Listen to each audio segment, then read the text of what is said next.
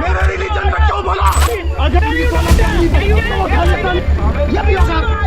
ये आप लोग बोल रहे हैं खालिस्तानी क्यों? मैंने टर्बन पर भारतीय जनता पार्टी सिखों से कितनी नफरत करती है, इसका एक और प्रमाण, जीता जागता प्रमाण कल पश्चिम बंगाल के अंदर हम सब ने देखा।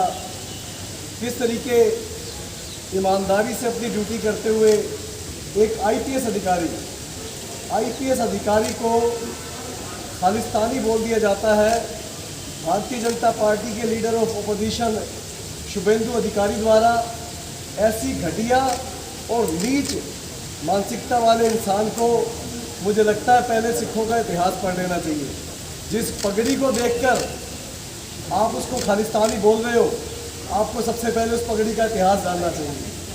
आपको, मेरे को लगता है आपने पढ़ा नहीं कश्मीरी पंडितों का वो इतिहास, जिसमें श्री गुरु तेग बहादुर साहब ने उस हिंदू धर्म की रक्षा के लिए शीशगंज साहब में आकर अपना बलिदान दिया। मेरे को लगता है आपने 4 साहिबजादों का, गुरु गोबिंद सिंह जी के 4 साहिबजादों का इतिहास नहीं पढ़ा।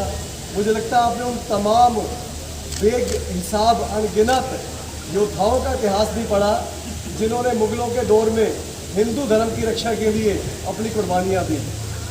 उसके बाद जब इस देश की आज़ादी की बात आती है तो मुझे लगता है आपने आज तक शहीद आजम भगत सिंह का भी नाम नहीं पढ़ा। मुझे लगता है आपने आज तक शहीद उधम सिंह जी के बारे में भी नहीं पढ़ा। और उसके बाद अगर मैं कुछ आंकड़ों की बात करूं, कुछ नंबर्स आपको गिनवाऊं, तो 121 लोगों को आज़ादी की इस लड़ाई में फांसी की सज़ा हुई थी। उस 121 लोगों में से 93 ये पगड़ी वाले ही थे जिनको आप आज खालिस्तानी कहकर बोल रहे हो। उसके बाद 2626 लोगों को आजीवन कारावास की सज़ा हुई, जिसमें से 2147 लोग ये पगड़ी वाले सिख ही थे। आपको शर्म आनी चाहिए किसी की पगड़ी देख के, किसी का धर्म देख के उसके ऊपर इल्ज़ाम लगाते हुए। क्या हमें इन नीच लोगों से देशभक्ति सीखनी पड़ेगी? ये जो लोग माफिया मांगते रहे अंग्रेजों के राज में, उनसे हमें देशभक्ति ये लोग हमें सिखाएंगे? आज की अगर बात करें, जो दौर भाजपा ने में बना दिया है, इसका मेन कारण वो किसान आंदोलन है। किसान आंदोलन के दौरान प्रधानमंत्री नरेंद्र मोदी जी ने बेशक माफ़ी मांग ली हो, पर वो जहर भाजपा वालों के अंदर से आज तक नहीं निकला। हर दिन आए दिन आप देखेंगे किस तरीके भाजपा वाले बार बार सिखों के ऊपर खालिस्तानी का टैग लगाने से नहीं चूकते। मैं बात करूं अगर तिजारा वाले एपिसोड की, तो इनकी पार्टी का ही नेता है जिनका नाम है संजय दायमा। इन्होंने बोला कि तिजारा में जिस तरीके से गुरुद्वारे बना दिए गए हैं, ये आगे चलकर नासूर बन जाएंगे। इससे बड़ी शर्म की बात नहीं हो सकती। जिन गुरुद्वारों ने लॉकडाउन के अंदर लंगर खिलाया, पूरी दुनिया में जिन गुरुद्वारों ने अपना नाम इस चीज़ में रोशन किया है कि हम मानवता की सेवा के लिए, हम इंसानियत की सेवा के लिए हमेशा सबसे आगे रहते हैं, सबसे आगे बढ़कर अपने जानों की परवाह किए बिना, अपने प्राणों की परवाह किए बिना हम इंसानियत की सेवा करते हैं। लॉकडाउन के दौर में जब सारे लोग अपने घरों के अंदर घुस गए थे, तो ये पगड़ी वाले सबसे आगे निकलकर लोगों की सेवा कर रहे थे। इस एपिसोड के बाद कल जो पश्चिम बंगाल के अंदर हुआ है, मुझे लगता है भाजपा को उस नेता जिसका नाम शुभेंदु अधिकारी है, तत्काल ऐसे नालायक और नीच सोच वाले नेता को पार्टी से बाहर निकालना चाहिए। और एनएसए जो होता है वो ऐसे लोगों के ऊपर लगना चाहिए। इस देश के अंदर हमारा संविधान कहता है किसी भी व्यक्ति से उसकी जाति के, उसके धर्म के नाम पर भेदभाव नहीं हो सकता। आप तो एक आईपीएस अधिकारी को नहीं छोड़ रहे, एक आम इंसान के साथ आप क्या करेंगे? एक आईपीएस अधिकारी जो ड्यूटी कर रहा है उसको आप नहीं छोड़ रहे।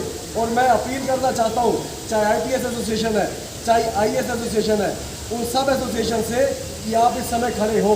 ये समय अपने देश के संविधान को बचाने का है। आपने भी ड्यूटी ज्वाइन करने से पहले देश के संविधान की कसम खाई थी। आपने किसी पार्टी की नौकरी नहीं की, आपने देश के संविधान की कसम खाकर ये नौकरी ज्वाइन की है। तो देश के संविधान को बचाने के लिए आप आगे आए। और भाजपा ऐसे नीच सोच वाले लोगों को आगे लाकर अपनी असलियत बार बार जाहिर कर रही है। जब से किसान आंदोलन शुरू हुआ है, आप उस किसान आंदोलन को दबाने के लिए बार बार सिखों के ऊपर ये टैग लगाते हैं कि ये खालिस्तानी है, ये बहुत शर्मनाक है। सिख कौम हमेशा से शुरू से जब भी कोई जुल्म हुआ है, जब भी कोई किसी के साथ जुल्म हुआ है, उसको बचाने के लिए हमेशा आगे आई है। ये तो अंग्रेज भी कहते थे गुलाम तो पूरा भारत है, 121 में से 93 सिख क्यों आगे आ रहे हैं? जब भी जुल्म होगा सिख हमेशा उस जुल्म को रोकने के लिए सबसे आगे खड़ा होगा। आज चाहे आम सिख की बात करें, आप चाहे IPS अधिकारी की बात करें, आज चाहे बॉर्डर पर ये पगड़ी ये दस्तार बांधकर उन हजारों लाखों सैनिकों की बात करें जो देश की सेवा के लिए तत्पर अपने प्राणों का बलिदान देने के लिए तैयार खड़े हैं। हर उस सिख के दिल में रोष है कि देश के ऊपर शासन करने वाली पार्टी के बड़े बड़े नेता बार बार हमारी देशभक्ति पे सवाल क्यों उठाते हैं। मैं उन सिख लीडरों से भी सवाल पूछना चाहता हूँ जो इतना मशगूल हो गए हैं इस भारतीय जनता पार्टी की चाटुकारिता में कि उनको ध्यान नहीं रह रहा कि बार बार इस भारतीय जनता पार्टी के नेता सिखों की पगड़ी के ऊपर सवाल उठाकर उनको नीचा दिखाने की कोशिश करते हैं। मैं 2 लाइनें बोलकर उन सिख लीडरों को भी ये बताना चाहता हूँ कि झुककर सलाम करने में कोई हर्ज नहीं, पर इतना भी ना झुकें कि ये दस्तार गिर पड़े।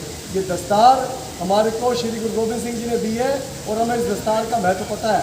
हमें मालूम है कि ये दस्तार इंसानियत की रक्षा के लिए दी है, धर्म की रक्षा के लिए दी है, गरीबों की सेवा के लिए दी है, जुल्म रोकने के लिए दी है और हमेशा हम इस फलसफे पर कायम रहेंगे।